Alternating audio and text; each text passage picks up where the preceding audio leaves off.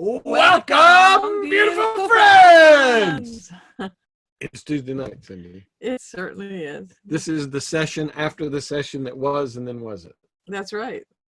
So it's kind of like a sitcom. We're going to do a rerun. We're going to do a rerun, right. Rerun, recap, re-be, remake, replay, recreate. Remember. Recreate, that's like recreate. Yes. Remember, what else?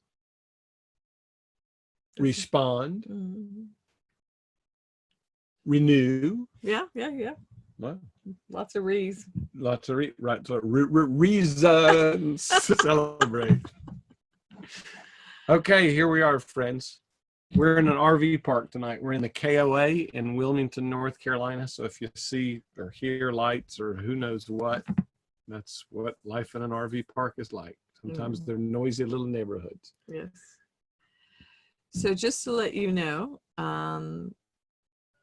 we lost last week's recording, cut off right at the end. Saturday night's recording. So we had so many questions and comments, and we put the question out, well, maybe we'll talk about the same subject again, and there seemed to be a positive response to that. So we're going to go into it a little deeper, and thereby our friends that normally watch by replaying the videos will have an opportunity to have this experience shared with us. Also, we've got some backup going in case Zoom still has an issue. So if we disappear, give us 5 minutes. We've got a backup computer and we will open the Zoom room up again.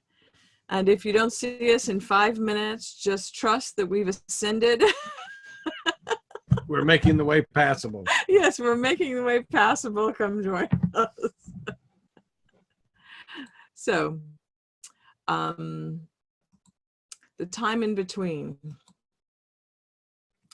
We're really familiar with this space on how we have lived this lifetime, and previous ones too, of course, where we recognize this as transition times between, say, a profession or a place where you live. Maybe it's additions to your family. Maybe it's the loss of members of your family. Our normal life that we experienced maybe prior to being on a spiritual path, and as it kind of weaves in and out of a spiritual path, has lots of applications for this time in between. In that stage of our pathway, oftentimes we're simply talking about restructuring life and still resting in an egoic identity. But what we've been working on, playing with is probably a better way of putting it, is reclaiming our true identity. And so it kind of makes regular life look like child's work, you know? Because this transition into claiming our true identity within our spiritual self can have its own unique set of challenges. We're basically disassembling the ways in which we have known ourselves before. And I wanted to share with you a little section out of the Course of Love. John Mark mentioned in last Saturday's gathering about being complete, being the accomplished. And the Course of Love speaks to being the accomplished where there is a union of mind and heart. And when we abide in presence, we are claiming our true identity in union with God. So I think this little part to share with you is pretty appropriate. So it says here, the joy that will come to you from the thoughts of a mind joined in union will be unparalleled in your experience here. Ah, you will say with a relief and joy that knows no bounds, this is what it is to experience and know the truth. This is what it is to create, for this is what it is like to think as God thinks. And this is, of course, capital M mind. Where once you recognized only illusion and called it reality, the mind joined in union will now more and more recognize only truth and experience only the truly real. You can imagine what an extensive change this will bring. Maybe, yeah. Yeah. Seems like extensive to me. And as you are still experiencing change in time, without guidance, this change will seem as quite difficult, no matter how grand the outcome, and even in spite of your recognition, at first in mere fleeting moments, that it is a change you would welcome. Again, your willingness is called upon. And that's part of what we were talking about on Saturday, is the willingness to be in the in-between. There's a way in which we've known ourselves previously that we are now fully ready to let go of. We may not feel like we know all of the hows. We're not quite sure what will unfold, but we're ready. We're willing to let go of the ways in which we've known ourselves previously. And we've got a hint. We've got this idea. We've experienced the joy that is within presence.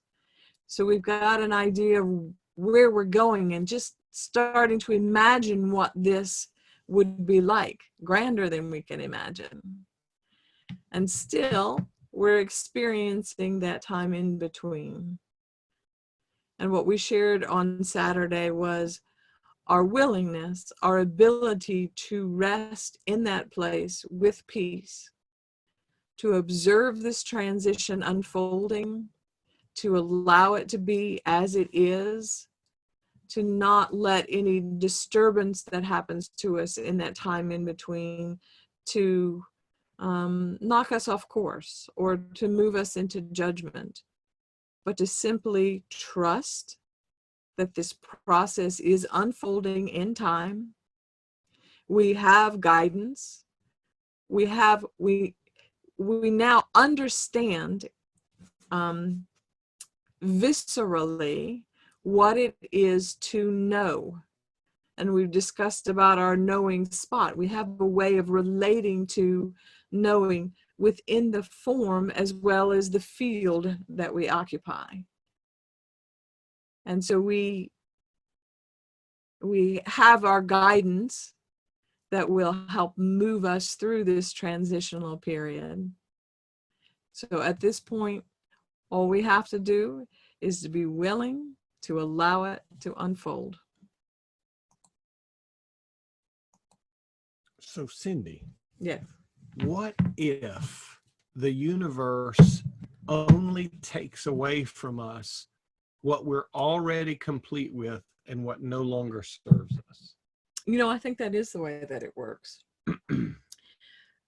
The thought of releasing something, it's like it's an afterthought. Our readiness is already there. We are already willing. It's time. We're ripe enough to let that go. And therefore, that it's surfacing in our mind is really the universe telling us we're ready. It wouldn't be showing up in our awareness if we weren't already done. So yeah, I think that's the way it works. So if a relationship is coming to an end, or a way of being is coming to an end, or a relationship to a way of life is coming to an end, whatever that might be, maybe it's not a sign of loss. It's merely a moving aside so that the new can come. Now, if did any of us know 10 years ago or before you kind of heard about spirituality, did any of us know that we might need a Course in Miracles, or that the Way of Mastery would be very appropriate for our pathway, or that a course of love would speak deeply to us? None of us knew what we needed. Not until it showed up on Not our until it doorstep. showed up. But the universe always knows what we need when we're ready to let go of what we think we need, what we insist that we need. Because in case you haven't noticed, the body mind's never going to choose to have something go away. It perceives safety as the status quo, nothing changing. That's safety to the ego. That's pretty frightening. I mean, think about it, really. Would you want nothing to change in your life? But the recognition that the universe is, we're releasing what we don't need. We either see, a thought form in our consciousness, or a way we've been being, or a perception, or a way we've been being fake, or whatever it is. And we recognize, as soon as you see it, you recognize, I don't want that anymore. I don't want to hold that belief. I don't want to hold that judgment. I don't want to hold that expectation. Whatever it is, as soon as you clearly see it, it's obvious to you generally right away that you don't want it. But what we really don't necessarily know is what's the replacement, what will really work in its place. So when we let something die, and by die, I don't mean death, like cease to exist, mean we let go of it, we no longer claim it, and we let it pass, we come into that time in between. And we were doing this on Saturday night, which was the Saturday after Good Friday. So this was the symbol of Yeshua being in the tomb. Going into the tomb, a death has occurred, a rebirth has not yet happened, resting in the time in between, allowing the I don't know and I don't need to know in a way that feels safe, that is accepted as part of the process, and can actually be experienced with some joy and anticipation of what may yet come. Because none of us are actually perfect at predicting what's going to come, are we? Cindy and I have actually given up. We do make plans occasionally, but we know they're as best. I mean, we fulfill those plans, I don't know, maybe 30% of the time. So resting in that time in between is a really, really important time. And it's a time to rest, a time of thanksgiving and celebration for what was, even if your mind wants to say it was shit and you don't want it anymore. But how much experience did you have with that stuff? How much intimacy did you have with that stuff or those relationships? How much did you learn from those relationships? If we use our old analogy of the ice cream, how much of that flavor did you gorge on for a long time? And maybe there's an opportunity to celebrate because you're now clear you do not choose it anymore. That's worthy of celebration. I think also it's worthy of celebrating the creative power in what you no longer choose. Just for a moment, consider the creative power behind everything that you have experienced. That's worth celebrating, regardless of what the creation looks like. Yeah, and we can celebrate them if we won't judge ourselves by our creations. Has anybody ever created something and then judged yourself bad because of that creation? Instead of celebrating your radically free creativity? Sometimes you need to know, I don't like that flavor in order to not create it in the future. So every creation contains within it wisdom. We can learn and grow from every creation. And that's what Yeshua was talking about. We're accomplished, but we're not finished. We're all accomplished in that we're an expression of God and we have the capacity to choose and we have totally free, sovereign, absolutely invulnerable light. but we also will ceaselessly unfold into more and more and more and greater and greater and greater. The ego wants awakening to be a finish line. What we finish is we finish chasing a future. We finish chasing a perfection that doesn't exist. And we come to peace, resting in light, resting in presence, with the power of our choice, and in the process, which is the creation's unfoldment, eternally, ceaselessly. That's really cool. This is what it means when heaven and earth become one. The eternal completeness of our light, the invulnerability, the power to choose that's already complete, merges with our body mind that is learning, that is growing, that is changing in time, and therefore eternity, time and eternity become one, an ever greater and ceaseless unfoldment. So at which stage from a seed to a tree is the wrong stage? Is the sapling the totally wrong, getting a tree wrong, totally unaccomplished stage of a tree? What about the first time the tree's leaves fall off because it's fall? Does it go, oh my gosh, I'm doing this wrong. I'm not an accomplished tree because I've lost my leaves. Well, what if we're all like that tree, that we are accomplished, and the only thing that suggests to us we're not is our own self-judgment, our own comparison. Wow. What would you like for me to do now? I'd like you to do the video. Okay, I'll show the video. All right, let me put my glasses on so I can actually see. I shared a video on Saturday night, which I'll share again. So for those of you who'll be listening to this on an audio, you won't have a damn clue what we're talking about. You won't have a clue at all what we're talking about. But so it would be helpful to watch this by video. So I was complaining to Yeshua at one point about, you know, why is this happening? Because I was complaining about the time in between, and he directed me to this video, which I'm now going to share with you. And he said, let me help you understand what's really going on here. And if you understand, maybe you'll be at peace with endings and the time in between, and then be open to the new beginnings. So here we go. This can be a little loud and irritating, so be prepared to turn your volume down if you need to. So what this is a steel plate that is vibrating, and the vibration is going to be raised, just like we're ceaselessly expanding. We're rising in consciousness. And on this steel plate is sand.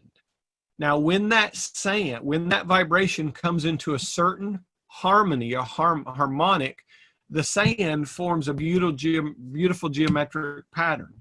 And that pattern represents times of great clarity, presence, clarity, everything's clicking along. But then the vibration continues to rise because we're ceaselessly expanding, and the sand just totally disintegrates. That shape that was so familiar and we knew disintegrates and goes crazy for a little while until it comes into the new configuration. So between the releasing of the old shape and the new shape coming into clarity, there's the time in between. So let's just see what that's like.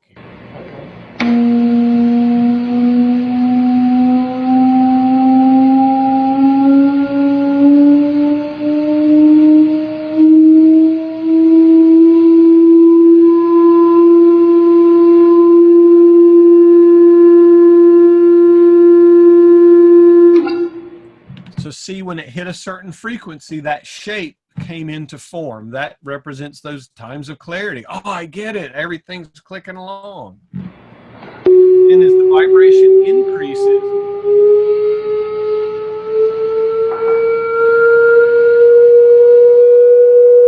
that shape gives way to a newer shape, a new configuration. Might be new ideas, new relationships, new ways of being, new understandings, new abilities to perceive, whatever those are. But the previous pattern is totally gone. It doesn't exist anymore.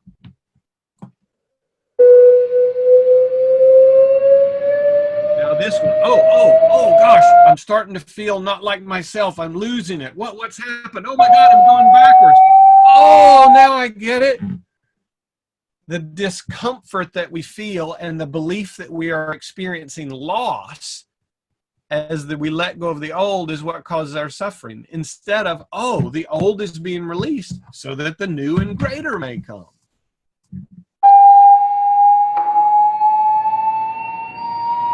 Hey, Cindy, Mm-hmm.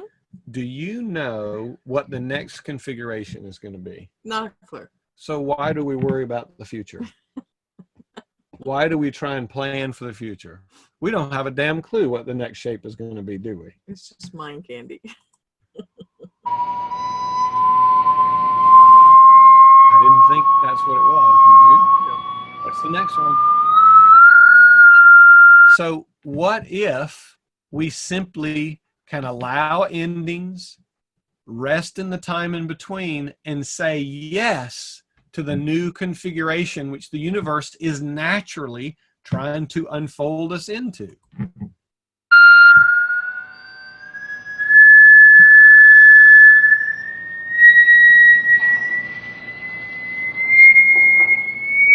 That's a pretty one, isn't it? Mm-hmm.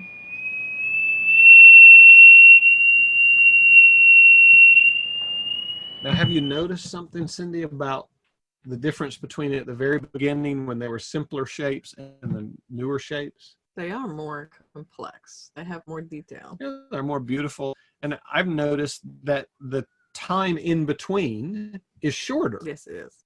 You know, at first, it took quite a while for that shape to let go and a new configuration come, but now they seem to be going pretty snappy.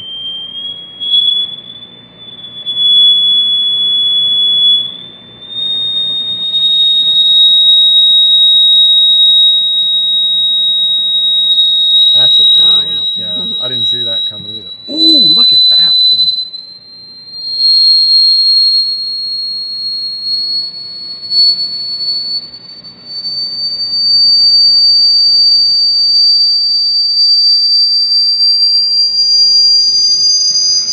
That's one of my favorites. That's Yeah. tic-tac-toe. So what if this is the process of awakening? We're ceaselessly being awoken to more and more and more, greater and greater and greater. It's all happening within this perfect field of presence that never changes, a light that cannot be extinguished, but that, so we're complete in that way, but we're ceaselessly growing, evolving, changing, and expanding in the temporary form. And what if we just understood that's the way it is? Would that be peaceful? That would be peaceful. And one of the things that you mentioned on Saturday was that we're experiencing these transformations on a whole being. And you talked about changes of frequency within the body. Oh, yeah. Talk about that some Yeah, more? yeah. So the sand on this thing might represent the body, the form, and the vibration being the light or your spirit as it increases its radiance, so to speak. So the relationship between those two takes a bit of time for the form to catch up to the vibration. And if you haven't noticed, things are happening really, really rapidly on Earth. There's like a quickening. I mean, if you just look at something like, I can see that our friends are on the call today that are out in the ocean. Well, a long time ago, when they were on their boat in the ocean, there would be no way they could be bilocating and be participating in a call halfway across the world from other people. Or if, 100 years ago, to get a message to someone on the other side of the planet would take months, years, and you wouldn't even actually know if it ever got there. Now it happens in an instant with a text or a Skype call. So things are increasing incredibly rapidly. We're all going through an incredible transformation, and things are changing very, very quickly. It's almost hard to keep up sometimes. So it's that time when we're all invited to recognize what's happening is natural, that old is letting go, the new is coming, and the time in between is really important. A time of rest, experience, disillusionment, rest, the new. Experience, disillusionment, rest, the new. So what if we all woke up to the fact that that's the way that it is? And that's beautiful that it's that way, don't you think, Cindy? Mhm. So rather than fighting that discomfort that comes and using our spiritual thinking to say, oh, well, clearly I'm doing something wrong because I feel disoriented, or I'm sick and the body's purging, it's releasing something, instead of using the time in between and change to mean we're wrong, what if that meant we're expanding, we're awakening more and more, we're growing? We could welcome the endings, the time in between, the death, to use Yeshua's crucifixion, since this is Easter week, the time in between in the tomb as a time of rest and anticipation of the new, and then the resurrection being reborn into a new state of consciousness. Wow. That'd be a completely different way to perceive it. It I would. think people would experience it without the same degree of disturbance. Might even be something that could be experienced with great peace. And what if that's our completion? That we come to accept and embrace the eternal that never changes, the temporal which is always changing, and let those finally become one. What if that's the finish? What if that's the end of suffering? Because we no longer use the temporal to tell us we're not the eternal. We no longer blame the temporary things in time and space to tell us we haven't become the completion that we are as presence. Wow, that would be pretty cool, wouldn't it? It would. Now, I think I'll have a little confession hour here. Would that be okay? I won't take Absolutely. an hour. But I'm in the middle of my own in-between. I have seen in the last week or 10 days, and this has been coming on for a while, when Cindy and I talked about doing this online thing, I had some resistance to it. And I've had some resistance to some other sharing, teaching kind of stuff. And I've seen within my own being a multi-incarnational pattern of using teaching to determine my worth, using service to determine my level of spirituality, using service to limit my eternal self, as I would be willing to take on thought systems that I was teaching, or shared beliefs with others in order to be in community so that I wouldn't feel alone. So all of that was part of, and what I would say now that I can see clearly, it was tainting my teaching. It was tainting my service, because it wasn't truly from a place of freedom. It was from a place of, I need something from this. I'm taking a sense of identity away from it. So that I've seen. And of course, when you see this kind of stuff, nah, I won't keep that anymore. Thank you very much. What an interesting way to play this thing out. But I don't know what comes after, because I haven't experienced what comes after. I haven't experienced service in a way that's not in the way that was driving me unconsciously before. So of course, oftentimes when you see this, the mind wants to overreact and go, oh, well then give it up. Just stop teaching because you're a fraud. Just totally give it up, because all you're doing is using people. You know, your mind can really go to the extreme and suggest, oh, just throw it all away. And I've been through enough of endings and the time in between, waiting on the new, to recognize that I have no idea what the highest and best next configuration will be. So rather than throw things out in order to try and be now spiritual to some new self-image I've created, I can rest in the time in between, and let the time in between even be part of that which I can share in total vulnerability and authenticity with everybody else, so that I can demonstrate for myself living the teaching of the time in between and the whole process. I'm complete. but I'm transforming. I'm complete and I'm ceaselessly becoming. And I'm very eager to see what comes next, because I recognize now that I've seen what I saw, then I don't want it anymore. I don't actually know how to operate from this new level that will come. My mind can't anticipate it because it has zilcho experience with it. So I could take the mind's temptation and return to the old and try and spit shine it and come up with what I would imagine or think it might be like, but that would just be slowing down the whole process.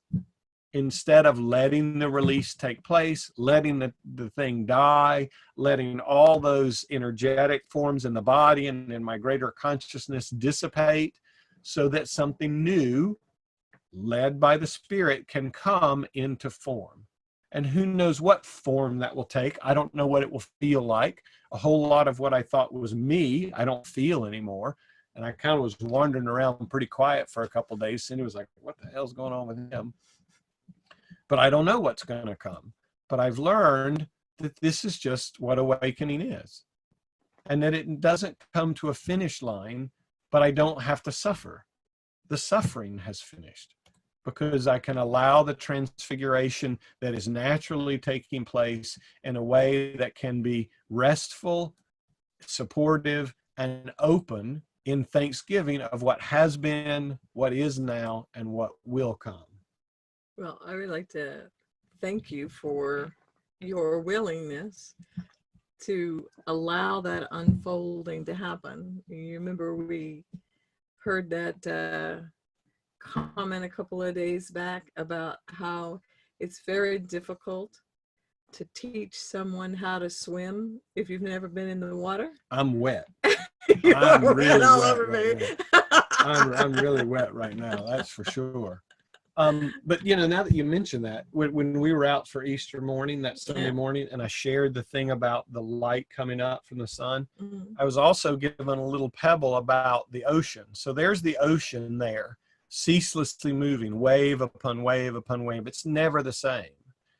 But as I felt into presence and hit my own knowing spot, what arose was the wetness of the ocean is complete. The movement of the ocean is ceaselessly unfolding.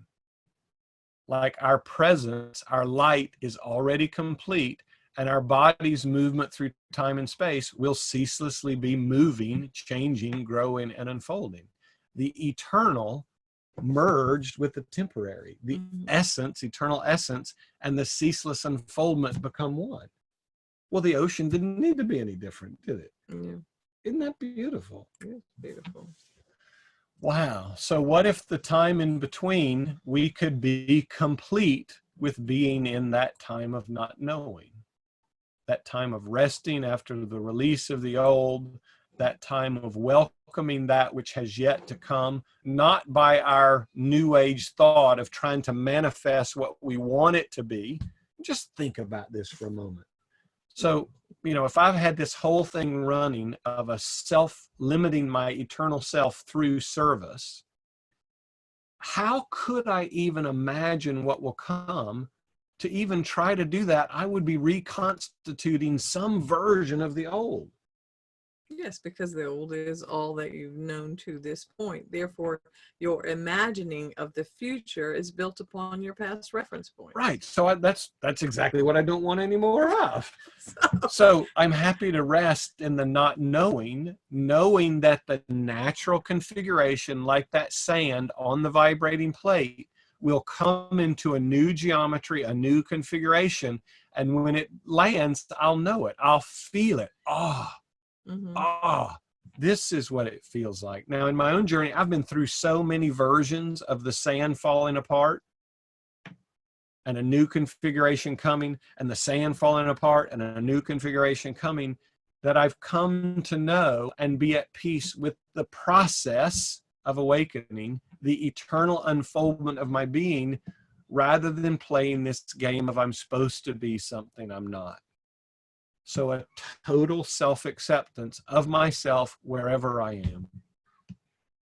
That feels so yummy. that feels really, really good. And it's nice to know that I'm done with something that was limiting. I don't have to judge it. I'm glad it's gone. If I judge it, I'm just going to reach back there and pull it forward and claim it again. So I appreciate that. We mentioned on Saturday that at least in Cindy and I's relationship, the Spirit has been very benevolent with us, and it puts us through time in betweens, not at the same time. So one of us tends to be able to kind of hold a presence while the other one seems to be totally falling apart. And we can give that other one space. We can give them counsel. We can serve as a mirror to remind them of this eternal and the temporal merged as one. And it's really quite beautiful. So thanks for holding down the space, so to speak. Yeah, sure. So let's see, what else did we talk about? My beautiful friend Laura took some notes. Thank goodness. Yes. Oh, yeah, let's talk about that. So every day we go to the in-between. At night, when we sleep, we go from a period of a day has ended. We now go into the in-between before the new has come. So while we experience the in-between sometimes acutely uncomfortable, it's usually because we're holding a perception that it should be something other than it is, and we're fighting against the current of this natural process, like the sand being ever evolved into greater and greater configurations. So when we go to sleep at night, like every other time, we have a choice of claiming our identity.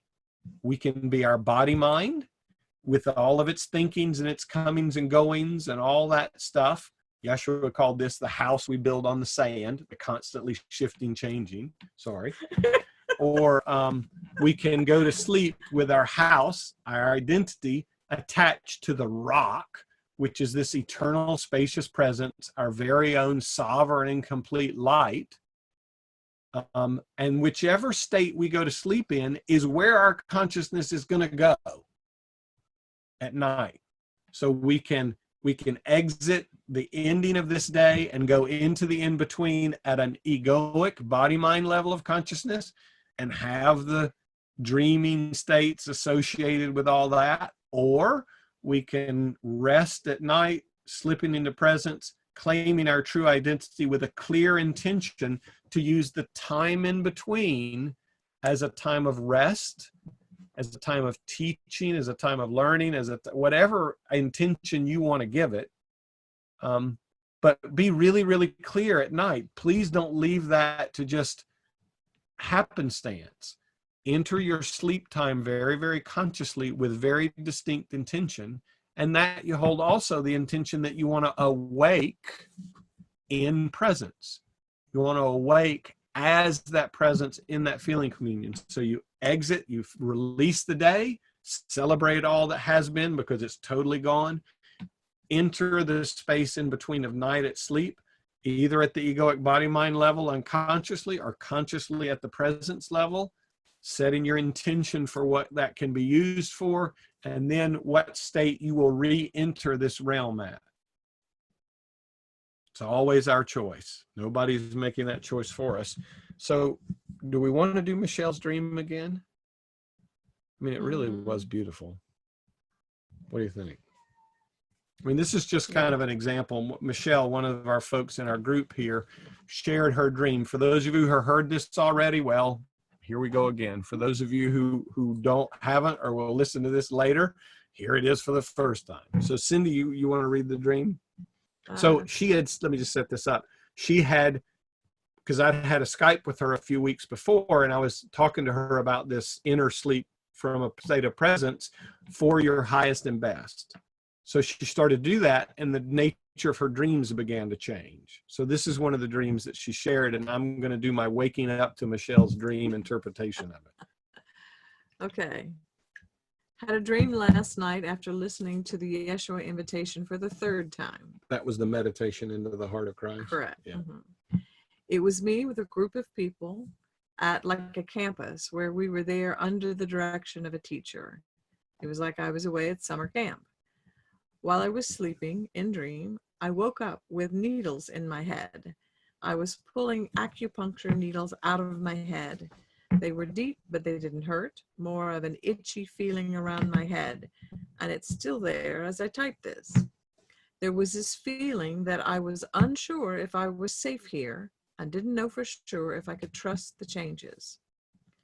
Then I remember going outside with the group and being totally naked. Did you guys know you were all naked in Michelle's dream? How do you feel about that?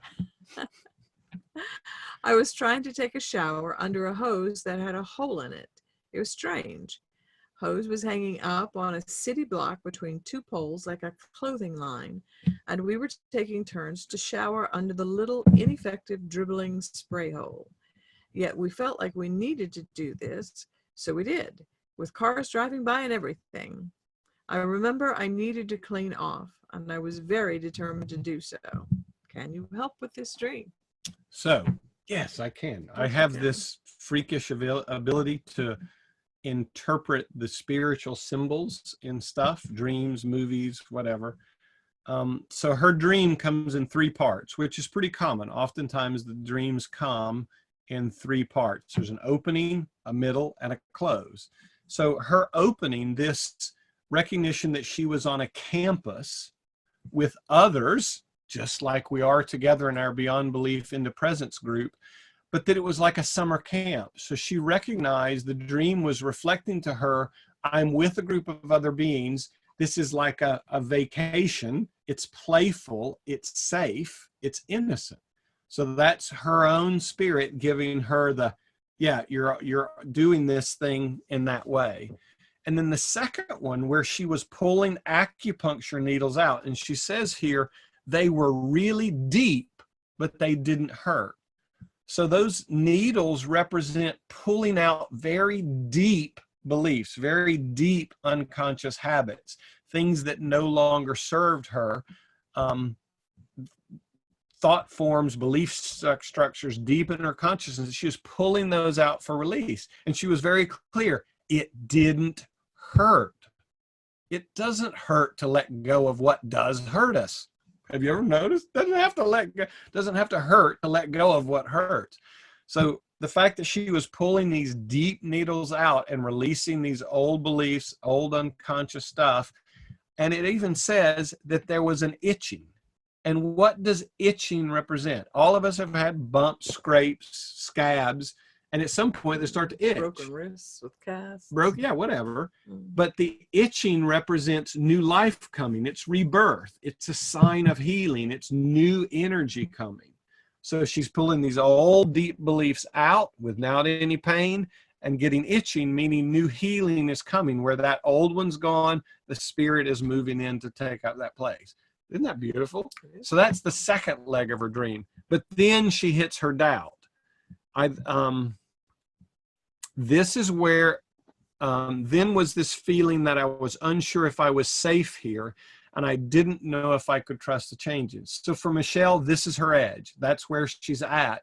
The dream is representing where she thinks is as far as she can go, and she doesn't know if she's safe to go beyond that point, which is perfectly fine. So the spirit's giving her a bigger context and also showing her where she is.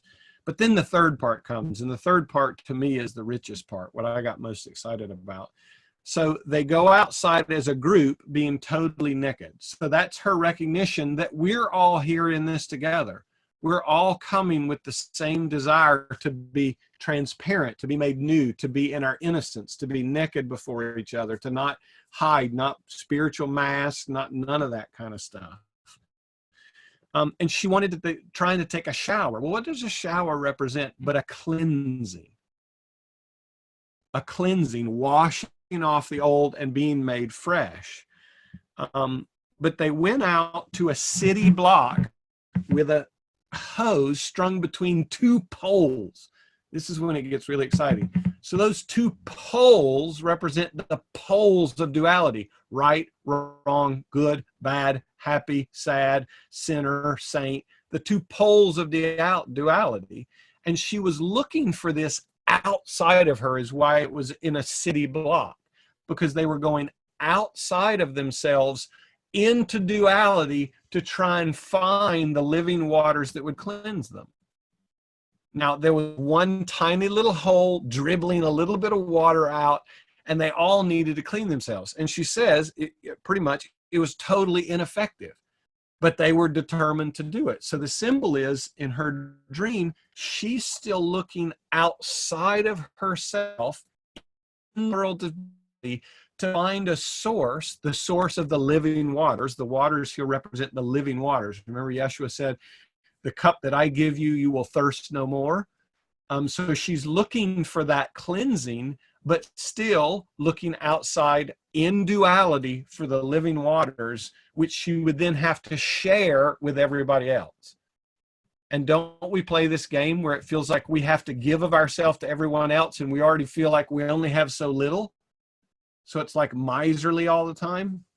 So the opportunity for Michelle is to not look outside in duality for this, but to turn in where she can find the inner well, the source of her own light that is ceaselessly bursting forth, where she can be cleansed and made new in the sovereignty of her own being rather than looking outside of herself for it. And of course, when you find that, then you're ceaselessly made new, and that cup can then runneth over in ways that might be helpful to others, that encourages them to find their own inner well, their own inner truth. So that's a beautiful dream, isn't it? It is. And it's a wonderful example of how we can use the time in between at night, the time between the end of our conscious day into our sleep before the new day comes, for the new of what may come. So the Spirit showed her in that dream, here's where you are, here's where your edge of fear is, and what you think is beyond it is still looking in the wrong place. So that's really cool. That's a very good use of the time in between, isn't it? It is. Wow. So I'm grateful to Michelle for letting us share her dream with everybody else. So that opportunity is available to all of us as we use the time in between as our nighttime sleeping for our highest and best good, so that we're totally rejuvenated. And I don't just mean physically, but you set your own intention what you want that time to be. You know, whether it's just my highest and best, Laura's on the call. She meets with her guides at night, and they take her to, like, you know, guide becoming school or whatever she experiences with them. Whatever you want that time to be used for, your intention will go before you.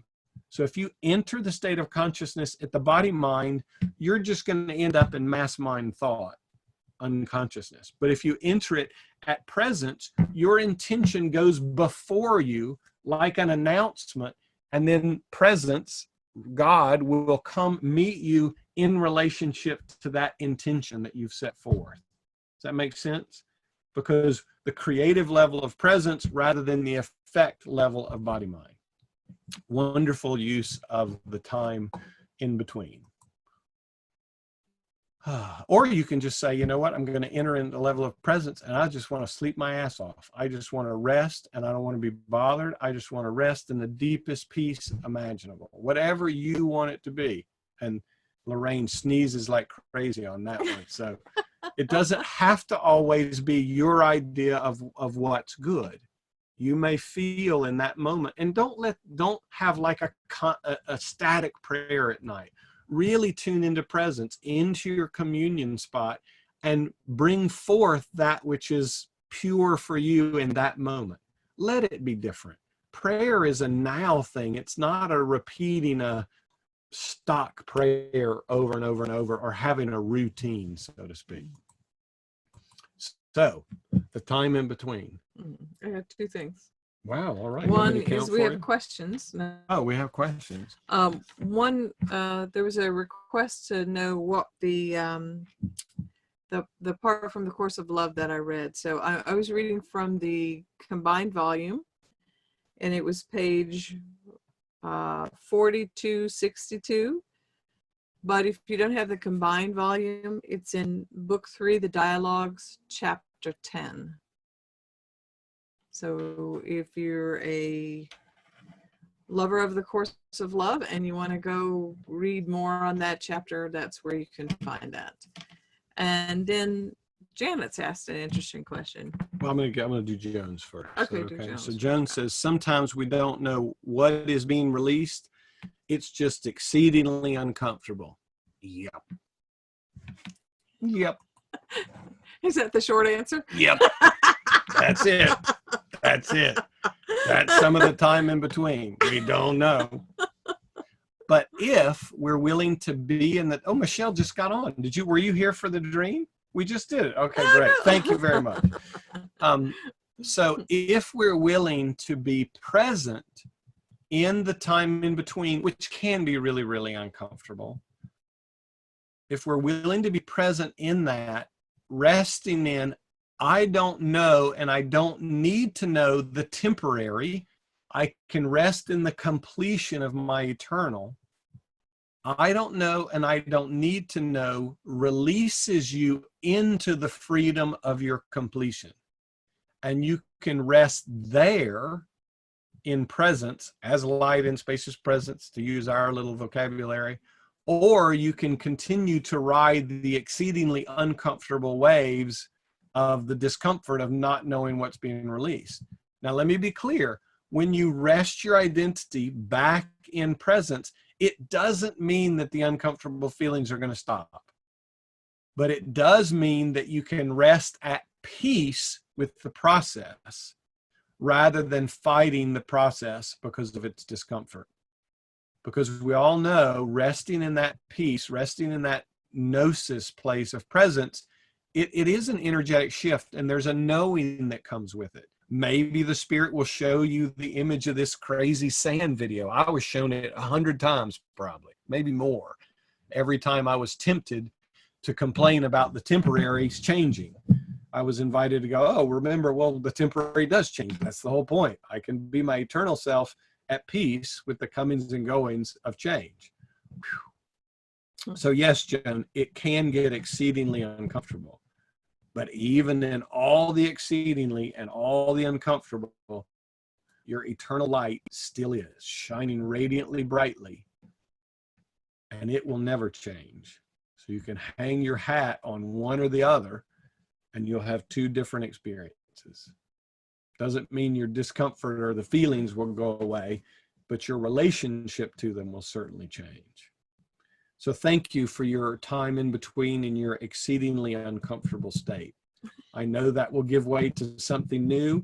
And when it does, you'll text me or you'll email me and we'll laugh and celebrate together. Yeah, maybe I'll come out of mine at the same time and we'll have a big thing. Okay, so you were going to do Janet's. Oh, I was going to bring our attention to Janet, which was, so in the 5 minutes sitting as Christ, how do we do that without bringing the past to be the creator creating anew? That is a beautiful question. Let me see if I can get Janet on the screen so I can feel her energy as there she is. Hi, Janet. So I'll share with you, I'll go ahead and unmute you and put you up big here in case there's an exchange. I'll share with you how Yeshua taught me to do it. Because if anybody's noticed in the Way of Mastery where he describes this 5 minutes as Christ, he doesn't give a lot of guidance about it. I mean, he's clear, sit with yourself, not with a master, not with a guru, sit with yourself. Because he's really dropping that as an invitation to see who will come to the inner guide and say, hey, what's more about this 5 minutes of abiding as Christ? You say this is the biggest deal. Well, tell me more about it. When I did make that turn. So I'm going to share with you the benefits of what was shared with me. So in that 5 minutes of abiding as Christ, he asks us to be present as the creator of everything that's going on within us and everything that's going on outside of us. And of course, if we do that from the level of our body mind, little I that thinks, we'll either get the biggest ego trip, woohoo, I'm making this dream, and all the associated doubt that comes with that. But what he taught me to do, to be present in presence, looking upon all those things, was to drop my personal identity that has my past associated with it, and imagine myself as a perfectly, like an IMAX movie screen, a totally blank screen. So that I wasn't a body sitting in the audience looking at the screen. I was the screen on which all that I saw before me and within me was being projected. Wow. So yeah, you can feel it. It's a very Yeah. big deal. So Very in different. letting go of John Mark is the maker and the doer of all this. Woo, I'm so bad. I'm so cool. Resting in the one field of presence that's birthing it all. And the simple symbol for me was this big IMAX screen.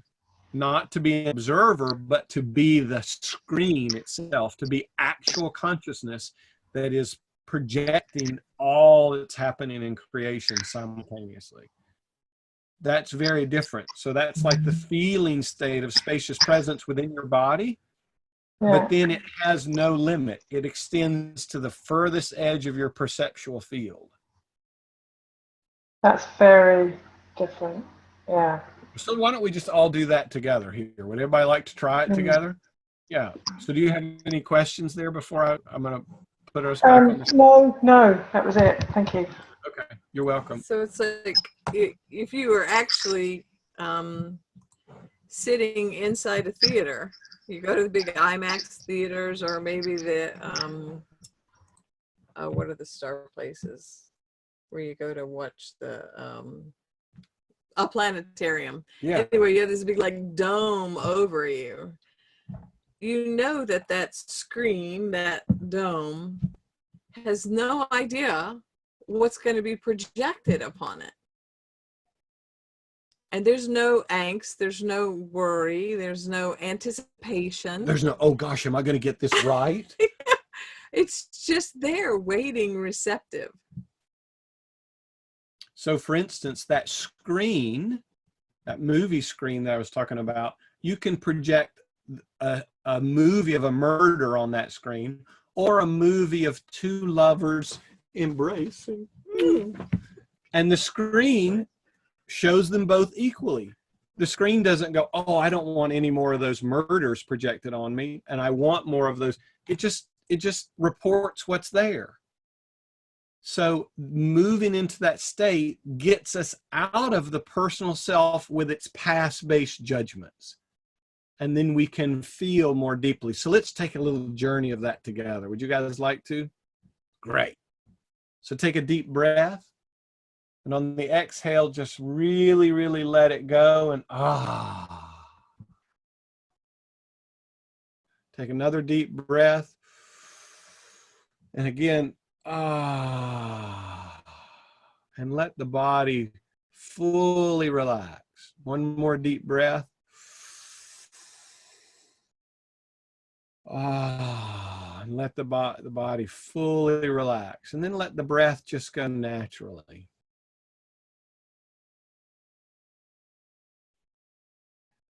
And without any effort, recognize that your light of awareness is bright and shiny. It's on right now. Wherever you are focusing your light of awareness, just notice. Just notice. No need to move it or change it. Just notice.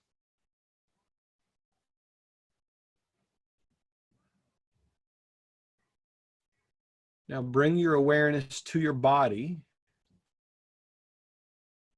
And just notice how effortless that change was. You were able to transition from wherever your awareness was to your body instantly. No thought required, no effort required, no strategy necessary. Simple.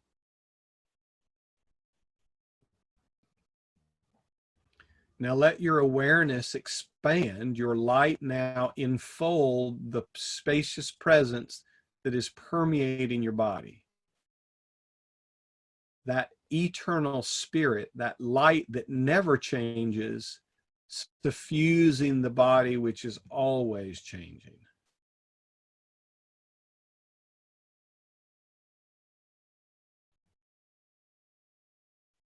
Now, without any effort, just allow that light to expand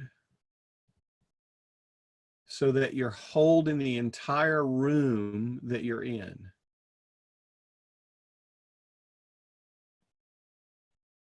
The mind doesn't have to think this. Light is infinitely powerful. It already knows.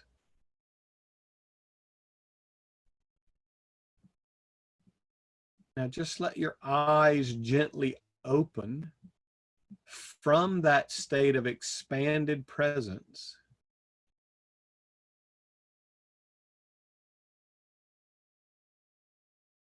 Being that movie screen that we just talked to Jan about.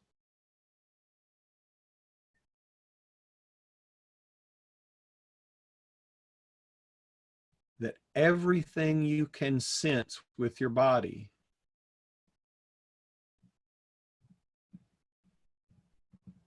you are suffusing. That spacious presence is not unique to your body. It knows no limit.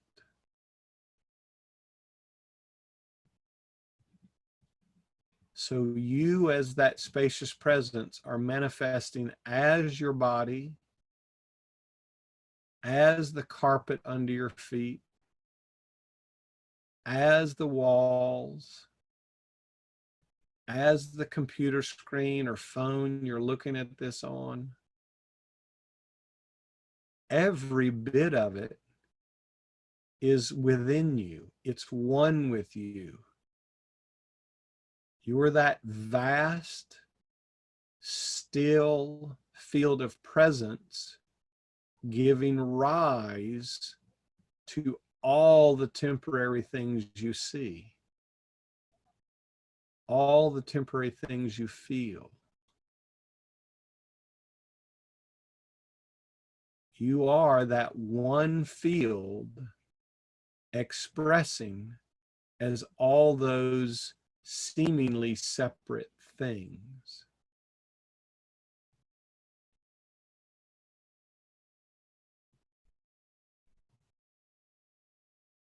And simply feel what you feel. Let that knowing inform you in whatever way it does for you.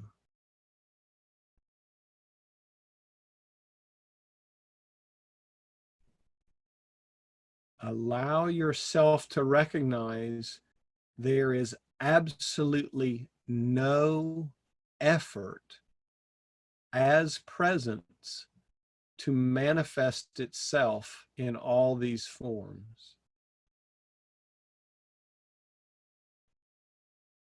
See if you can notice any effort going on to do it.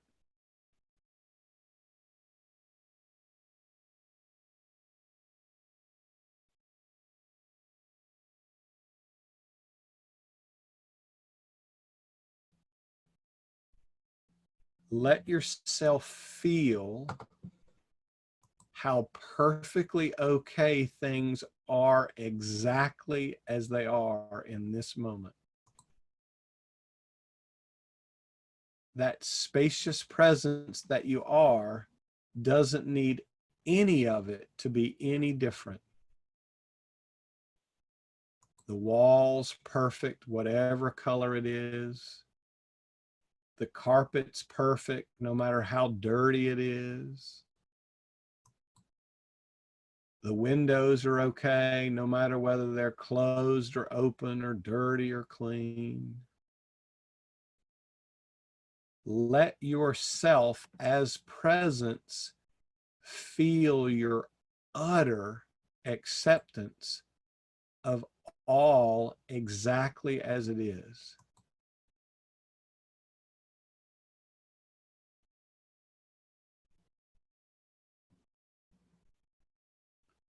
As that spacious presence, let yourself feel your total neutrality about everything that you see.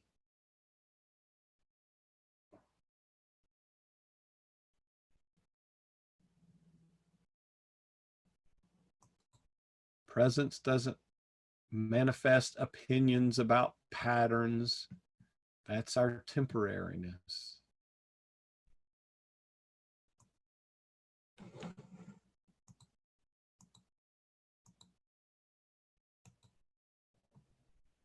And recognize how simple this is to be in an expanded state of knowing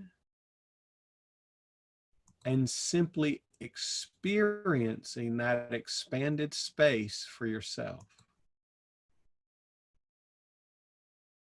No need to think about it. No need to try and get it right.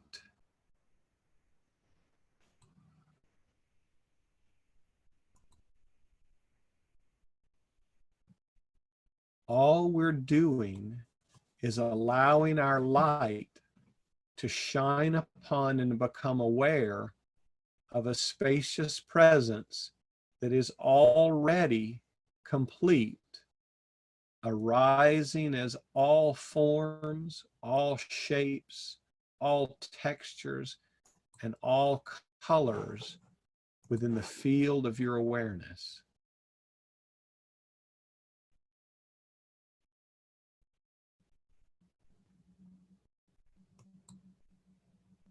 It's like looking through a different pair of eyes. What Yeshua called your single eye. When that eye becomes single, all things shall be full of light. All things shall be full of the light, the one light, your light, his light, my light.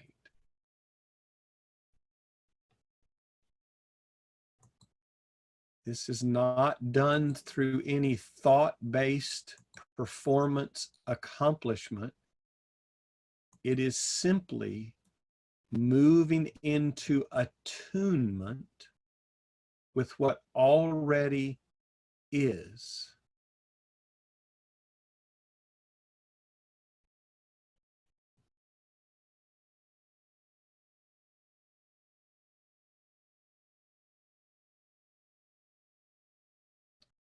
So Janet, I hope that was helpful for you in abiding as Christ in a bit more expanded way than we have before. So thank you for the very good question.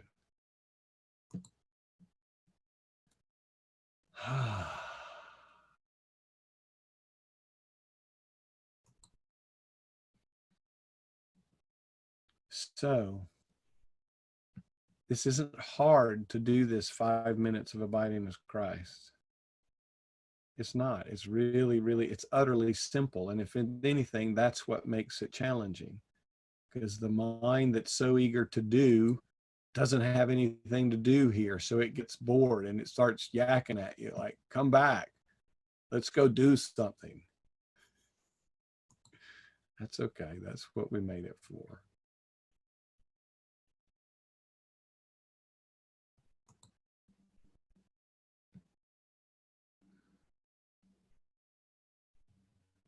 With willingness, with a willingness to let go of our identity as the temporary exclusively, we can increasingly become aware and in attunement to this expanded light, this expanded presence throughout all aspects of our life.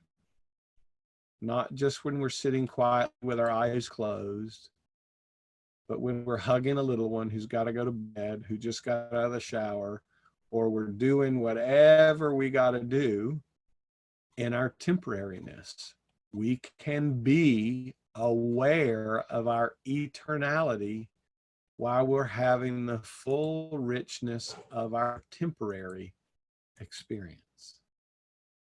The pain and suffering comes when we just have the temporary one and we've lost all awareness of the eternal one. That's when we feel lost and separate and alone and vulnerable and subject to sickness and death and all manner of crazy stuff. So we're not trying to get away from the temporary. which is what the ego often misperceives the awakening to be, we're simply trying to restore an eternal communion between the eternal and the temporary, between the spirit and form, between heaven and earth.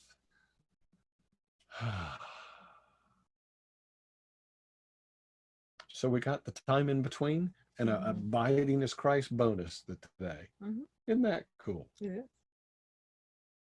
So let's see, did anybody else have anything? Yeah, Lucy's question is pretty good. Yeah, so Lewis, what's Lewis got to say? Go ahead. So this question is from Lewis. In whatever comes up, what is our role in releasing, letting go? In your erasing video, you took an active role. Please talk to this. Oh, thank you, Lewis. That's a great question. Let me find Lewis. Do you remember which screen he's on? I think he's back here. Yeah, me too. That's fine. There he is. There he is. Right next to us. How about that? Well, but his screen's blank. We'll try. I hope we're not stuck. You there, Lewis? Nothing's happening. Maybe we abided as Christ and we got stuck. Oh, computer didn't blank out. Okay, Oh, here he we comes. are. There's Yay. Lewis. Hello, my friend. So your question about our role in releasing. So you referred back to that video I did a couple years ago about the eraser, which was my interpretation back then, my experience back then of this simply do this, setting everything aside. So that's a preliminary stage where we are the maker and the doer, when that's our identity, and we're consciously trying to release all those things to come to this state of presence. But this state of presence doesn't need to release anything because it doesn't hold anything. So once we make this transition and we abide as presence, as light, the releasing is natural, just like the sand on the vibrating plate. It comes and goes of itself. The maker and the doer is no longer that. There's this greater movement. So the release is simply a natural. This moment passes away and the next moment arises. If indeed you discover that you are holding on to things, which inevitably do, that tie us to our body, mind, identity, and our past, then you may need to put on your active erasing hat. You may need to very consciously go, I see where I'm holding this judgment based on the past, and I'm going to choose to lay that aside so that I do not unconsciously carry that with me from moment to moment to moment. So for instance, let's use an example of rocks in your pocket, which represent the past. So if you're carrying those rocks around in your pocket, you're going to need to take the active role of reaching in that pocket, discovering that rock, bringing it out in inquiry to see what it is, and then choosing, am I going to let this go or am I going to put it back in my pocket? Presence has no pockets. So the releasing of the identity from the body mind to the presence will involve states of active doing, erasing, or discovering the rocks and letting them go. Because it doesn't do you any good to try and fake like your presence while your pants are loaded down with rocks and you've got plumber's crack showing. So and you could also look at this between the balance between the masculine, the doing, and the feminine, this receptive state of presence, like the movie screen that just receives. So you'll have to find out your own kind of balance in that. And for me, it's becoming increasingly the feminine aspect of being rather than the doing. But I did have to do some doing with this recent release that I saw. This recent thing about how I've used service to get worth and limit, and I've used it to limit my eternal self. So it's not about getting rid of the doing or the setting aside in preference for the being. It's knowing which tool is appropriate at any given moment. Okay.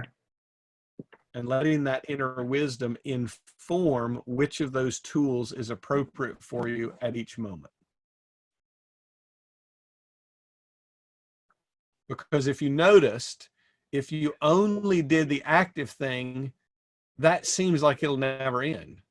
Correct. It's like you'll always be doing that. So it's easy to get stuck in that loop.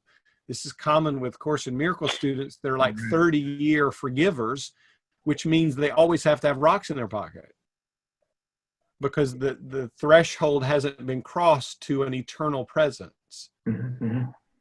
So you'll have to find that joyful balance uniquely within your own being and your own experience. Just notice if there's an attempt to deny, defend, or dismiss. You probably need to do a little active work there. If you're trying to use presence to ignore, dismiss, or, that's not mine kind of thing, maybe time to pull up your eraser, do some active inquiry, finding the root so that you can let it go, so that you can rest back into presence without having to do so with some veil of denial about rocks in your pocket or judgments or whatever.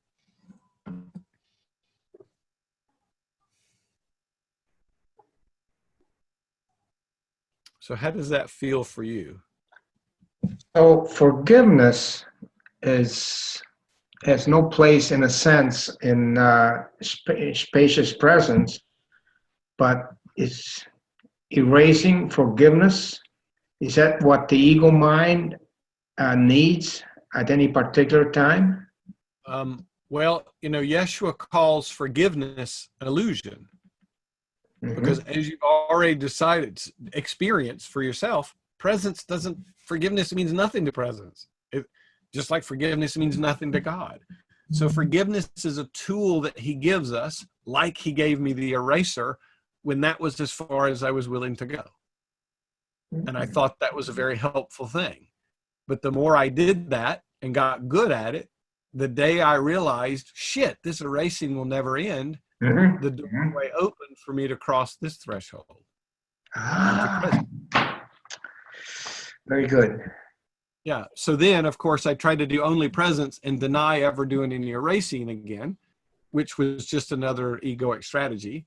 And then I had to come to find the beauty and the relevance and the significance and importance of both, which is really on a deeper level, this marriage back of the masculine doing and the feminine being.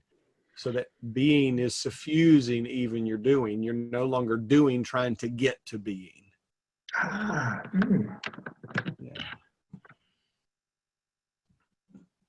So does that help you? So that eraser thing is kind of a preliminary stage where I was back then. And when I realized this forgiving thing will never end on its own, because my mind was creating more things to forgive. Because it had determined forgiveness is my salvation. So shit, I need lots of opportunities. When I realized that, this threshold opened and he said, now, brother, come. You've seen into the insanity of even forgiveness. And you can now come to the place where forgiveness isn't necessary and know it for yourself. Oh, right there. And know it for myself, become it for myself, be it for myself. Not with a new concept that, forgiveness is an illusion, but because I could come into this felt gnosis, which we're all experiencing in our own ways, that forgiveness is just irrelevant in presence. That's it. So hope that helps. Yes. Very good. Thank you. You're welcome.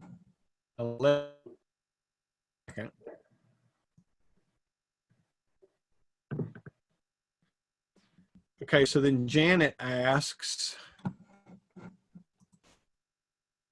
could the in-between also be the times like a plateau when nothing seems to be changing?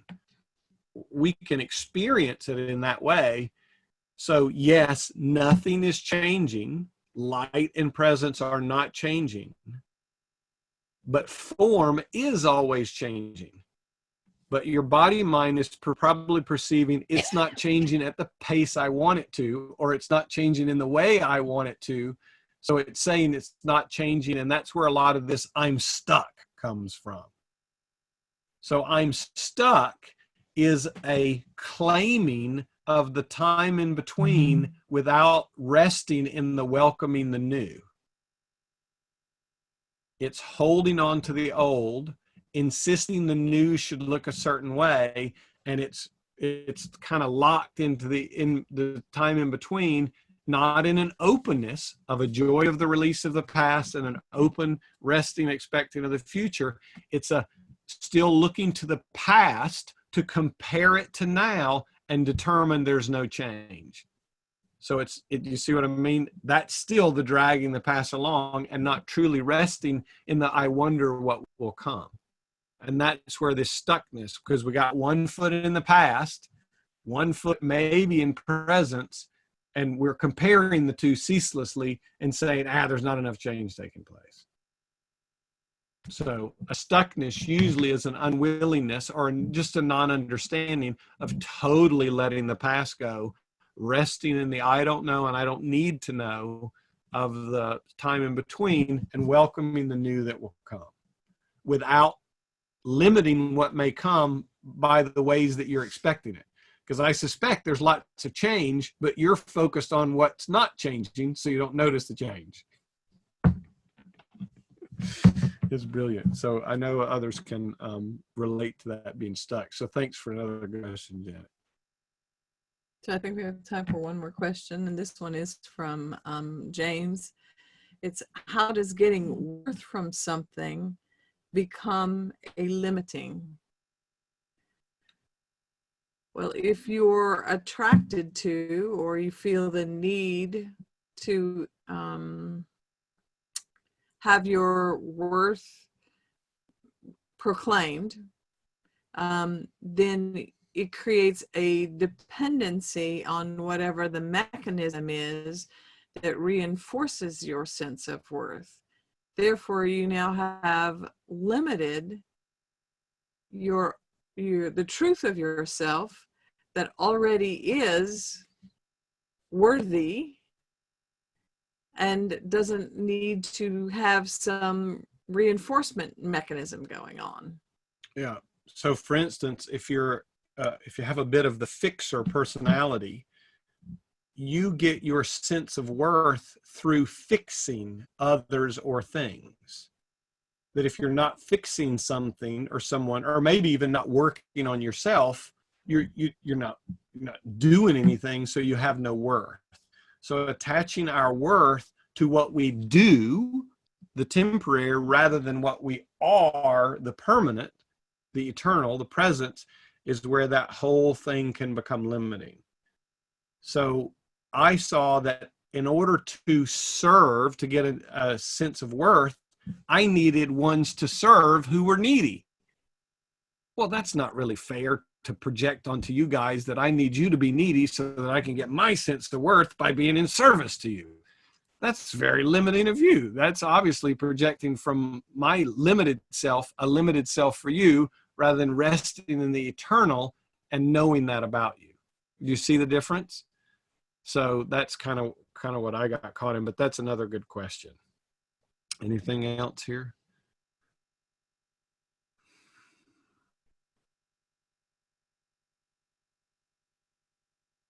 Oh, all right. We'll do Riff because you said one more question. It was one more for you, but she's asking a good question. Okay. Let me see if I can find Rivka. See here. Yeah. I got you, Rivka. There you are. Okay, so you just want to share it yourself rather than me asking your question or reading it? Okay. Well, as many of you know, I invited people, all of you, to read my novel, Miriam's Story, on Sunday. And that was a big theoretically a big move, but by the time I did it, it was just a natural step. It was an obvious thing to do. So I know growth had happened up till that moment. It was like what you were just saying, John Mark, that it just becomes an easy unfoldment. But since then, it's new for me. Somehow I feel that doing that, this is strong language, gave a kind of death blow to my doubt, self-doubt. Oh, shoot. Yeah, but you know, and it scares me. My own languaging is even scaring me. How can I say a death blow? It's too big. It's too, you know, the old tendency is, you know, wanting to keep coming up. And yet I'm recognizing more openness, and that trust in this openness is growing. It's a new place. It's the in-between. And I don't know where, I want to be as open and as trusting as I can to just allow the new unfolding. So it's very lovely. And I was asking you, John Mark, if you could speak more to this place of resting when it does feel good. Wow. That is a beautiful question. And thank you very much for asking it. I first would like to address the dance with your book and its death blow. Because while you had it and weren't sharing it, the mind was empowered to be in doubt about its extension. Right. But once you took the step, which finally the time came where you felt like it was a natural extension, and you took that step, you would move across the threshold. It was too late. The mind couldn't use the potential against you anymore because the potential had been manifested. Potential had what? Had manifested. You had taken the step. So you could no longer create doubt because you had already moved past the mind's projection of the potential. Do you see what I mean? Yes. Yeah. So you took the authority to the self, capital S, to presence when you took the natural step and shared it. So it was a death blow because it can't use it as a, oh my gosh, what will that be like when you share it anymore? No, it can't. Right. Yeah. So done. See ya. That's why sometimes we're encouraged to take the leap and go ahead and share, whether it's this beautiful novel that you've written or a truth that we need to share with someone or a confession or whatever it is. Because when we bring it to the light of day and share it in presence with the light of another, the power that it held while we suppressed it in our body mind it's gone. Yeah. There's no wall there anymore. No, because you've stepped through that wall. It was your own creation, and the wall is usually perceived. This wall is protecting me from the events that may come, the loss of control of other people's perceptions when I actually share my novel. But once I do, I realize, yeah, it's okay. They can like it or not. They can appreciate it or not. But you're free of that imaginary wall that you were creating. Right. Makes sense? It does make sense. Yeah. So, you know, this is a beautiful example for all of us that risk of sharing is to find where we're creating those walls and step through them. Yeshua taught in the Essene community confession. I mean, the whole Catholic confession had a root in what Yeshua taught. But what he taught was what we're learning, how to be present as love itself, as an unconditional, non-judgmental love itself, where you could sit in front of another. So in this case, Rivka, you might be representing yourself. I would be representing the Holy Spirit, the Christ, and you would say what's on your mind, what you're frightened about, whatever you would confess the darkness, what was going on in your egoic consciousness, and it would be met in unconditional love and acceptance. Not, oh, well, you worthless sinner, now you got to go do Hail Marys and you got to repent and you got to blah, blah, blah, blah. So the response that the presence would merely give is, thank you for sharing, and I love you. Yeah. That was it. Yeah. Wasn't to talk people into or out of anything. So it was a beautiful practice of not only learning the safety of outing our egoic consciousness, but teaching everyone in that community how to be present as this unconditionally accepting love. Not trying to fix them, not trying to change them, but recognizing that all they're doing is sharing their body-mind story, and it's perfectly okay. So that innocence, seeming guilt or fear or shame, was being offered to innocence, and innocence was offering innocence back and inviting that other person to let go of that identity, that wall, and join them in presence. Now, what a beautiful confession that is. I mean, what really he was teaching was how to be present as the embodiment of God, the embodiment of Christ, the embodiment of perfect neutrality and an unconditional love. And that is forgiveness. Of course it is. Yeah. On a level that's cosmic, you know, really, really beautiful. So that's the end of, you know, that's the way he taught confession. And it, of course, got distorted into guilt and repentance and making up and blah, blah, blah, blah, blah. But So I can see that in sharing the novel, I was confessing. of course.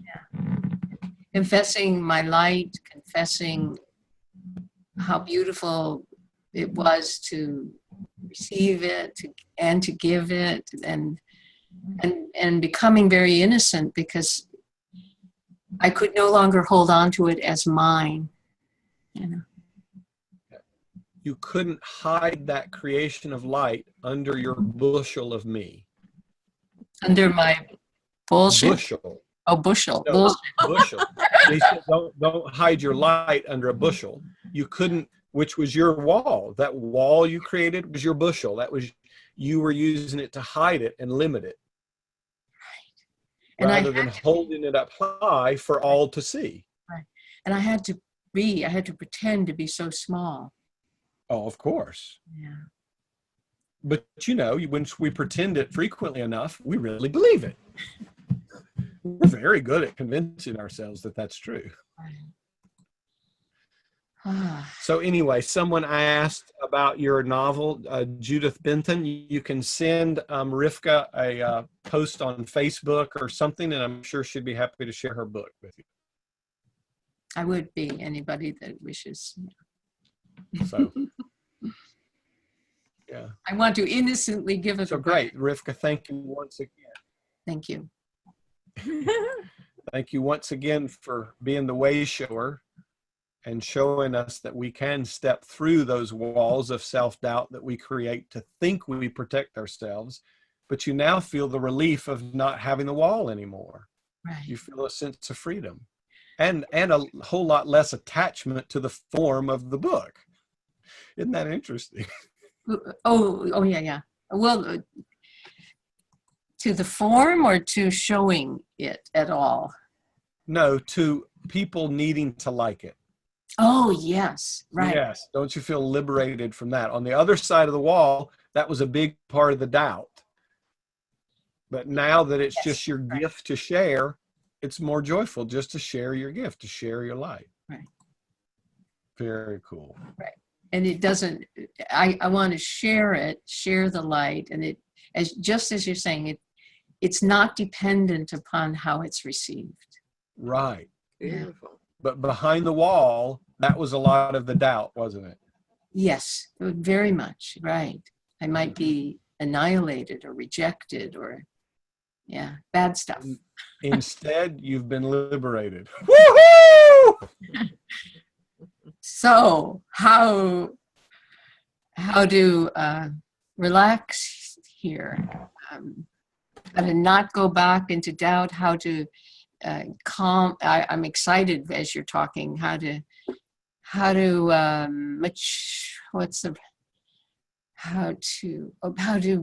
be open and allow. Claim it. Claim it by letting yourself feel it without concern, in reckless abandon, and let your body pick up the vibration. This is my normal state. Mm. This is, let the energetic form be reprogrammed to hold that sense of openness, that sense of joy, that sense of feeling good, as you said. Let that become the norm. And you claim it by experiencing it, not by some mental gymnastics, but by using your power in this moment to create and feel it.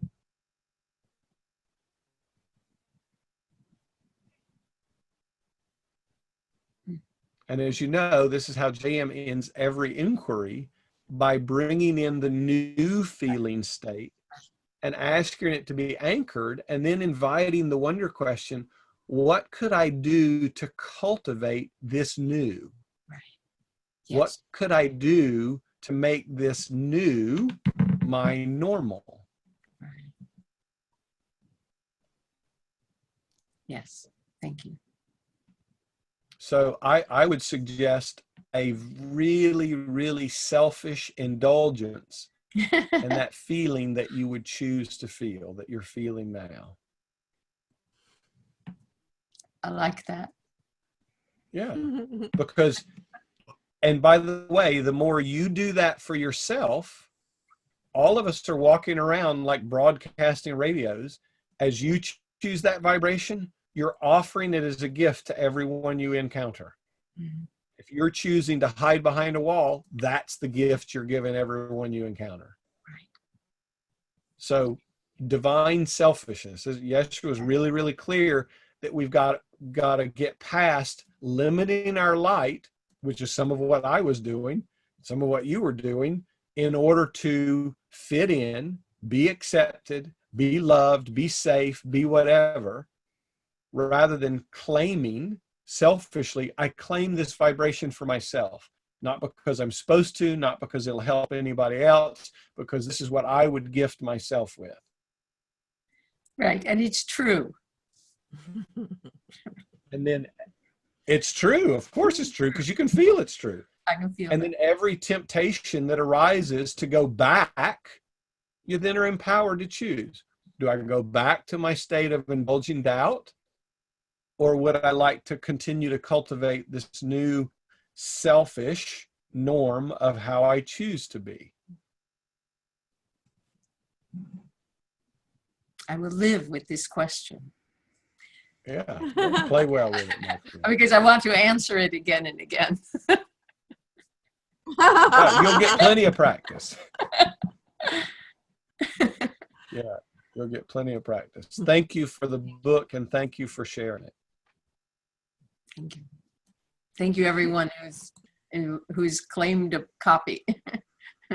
Yeah, you're welcome. You might as well just post a copy on the page and let everybody download it as they wish, if it's small enough that you can actually do that. Okay, so, and already someone says, thank you, Rivka, for sharing this with all of us through John Mark's interpretation. This has held such a truth for me. So in willing to set yourself free, look at the opportunities you offer to others. Yes. Yeah. Wow. Cool. Okay. I think it's music time. It's music time. It's music time. Time Do we to want to do dance. the same one we did last time that we didn't get to finish, or want to do something else?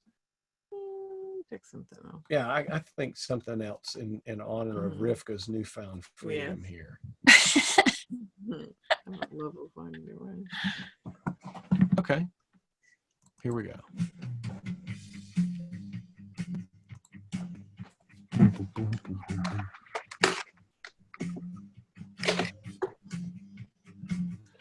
I like this long lead in.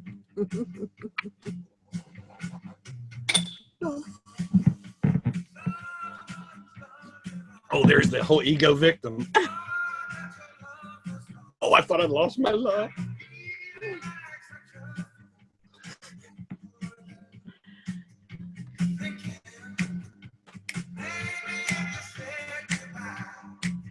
Love is the reason why. Love is a tool. Well, But it's alright.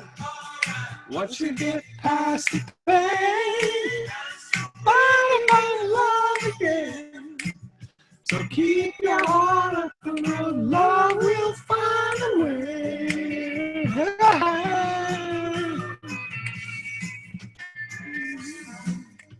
We all need a feet. The time in between. Move on to something. Move on to something new. Get in that time in between and move on. There's Luke.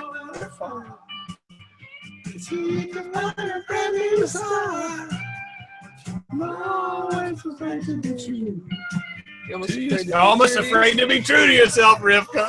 It's all right. Go ahead. Once you get past that wall,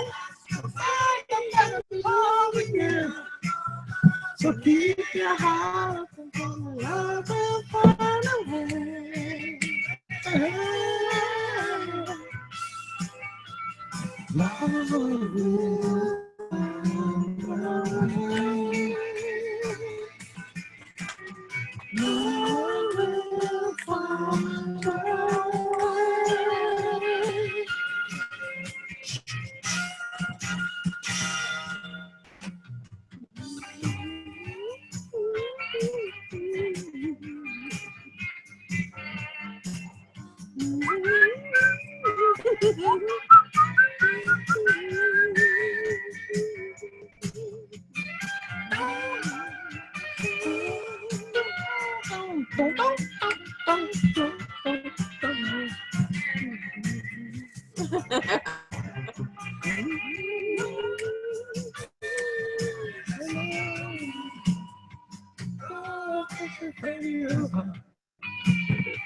Don't be afraid of yourself.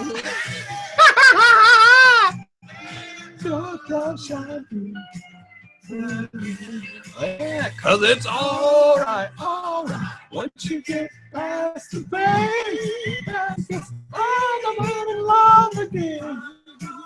So keep your heart open, 'cause love will find a way.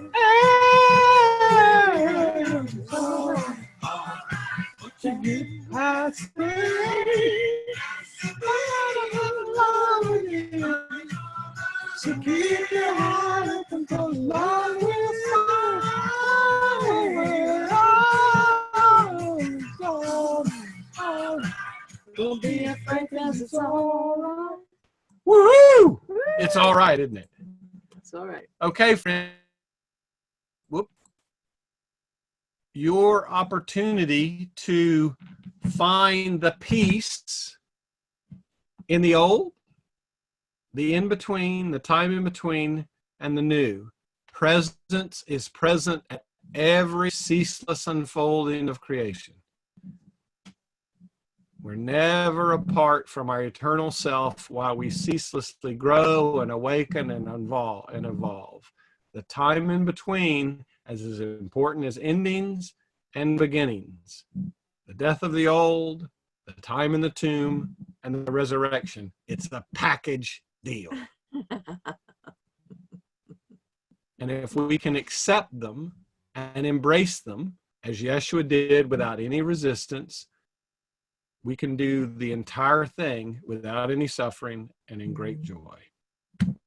We love you with an absolutely infinite love. And a perfect peace. And a perfect peace. We'll see you all next time. Oh, and remember the time in between tonight. Bye. Bye. Thank you. Thank you.